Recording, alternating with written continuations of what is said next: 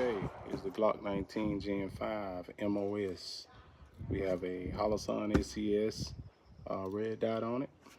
We have the beaver tail. I did bob it down here because I didn't want the extra here. Also have the Johnny Glock's trigger and internals, TLR 7A light, original Glock sights on it. Let's take it for a spin and see how it goes.